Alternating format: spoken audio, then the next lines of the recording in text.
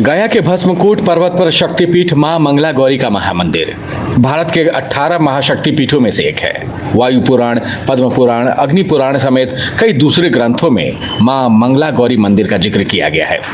मंदिर में सदियों से अखंड ज्योति जलते आ रही है।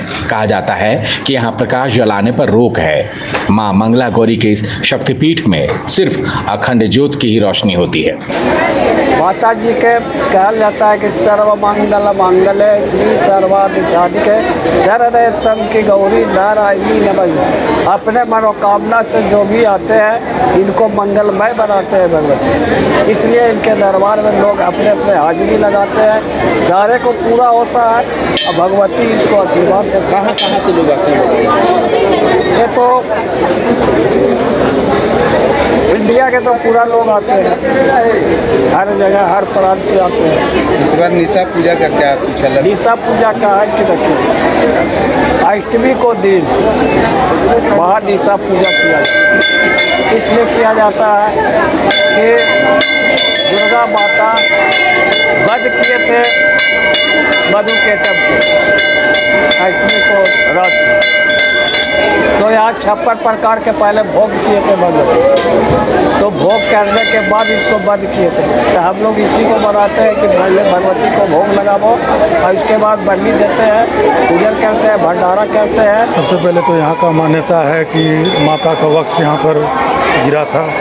शक्तिपीठ, सिद्धपीठ सब कुछ है माता में, और माता में सच्चे दरबार से जो भी यहाँ कोई भी कुछ मांगने आता है तो सब उसको प्राप्त होता है सुख। बस यही कहना चाहेंगे, माता का दया और माता का आशीर्वाद, उसका जितना भी शब्दों में वर्णन करें वो कम है। मां मंगला गौरी मंदिर के गर्भगृह में मां सती के वक्ष का एक टुकड़ा है, इसलिए मां मंगला गौरी मंदिर को शक्तिपीठ मंदिर के रूप में जाना जाता है।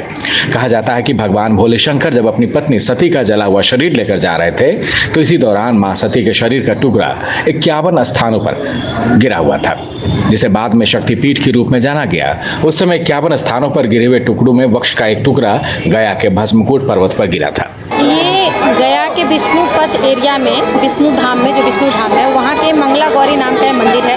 जैसे लोग ये वैष्णो देवी जाते हैं, 12 हमारे शक्तिपीठ हैं, उन्हीं शक्तिपीठ में से एक हमारा मंगला माई का शक्तिपीठ है और यहाँ की बहुत ही महिमा है।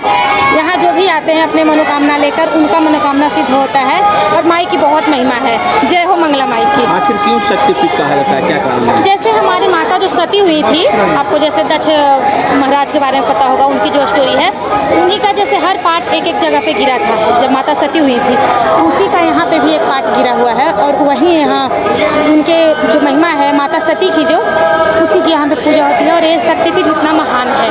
मान्यता है कि इस मंदिर में आकर जो भी सच्चे मन से मां की पूजा और अर्चना करते हैं, मां उस भक्त पर खुश होकर उसकी मनोकामना को पूर्ण करती हैं। ऐसी मान्यता है कि यहाँ पूजा करने वाले किसी भी भक्त को मां मंगला खाली हाथ नहीं भेजती हैं। नवरात्रि में तो यहाँ भक्तों का तांता लग जाता है। ये मां मंगला का मंदिर है गौरी। बस यहाँ क्या जानते हैं यहाँ के बारे में?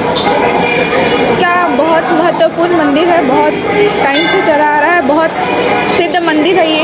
यहाँ का मनोकामना बहुत ही अच्छी तरह पूर्ण होता है, हम लोग का जो भी मांगते हैं। वाराणसी देखा, गया देखने के लिए आया, फिर त्र्यंबकेश जाएंगे। कैसे जानते हैं इस मंदिर के बारे में? कैसे क्या जानते हैं? महाकाल का पार्वती माता है ना, इसीलिए वन ऑफ द बेस्ट शक्तिपीठ है ना, इसलिए। मां मंगला गौरी मंदिर के भक्त इस शक्तिपीठ पर नवरात्रि में खासकर ज्यादा पहुंचते हैं। गया से संवाददाता आशीष के साथ bureau report, news bye scoop.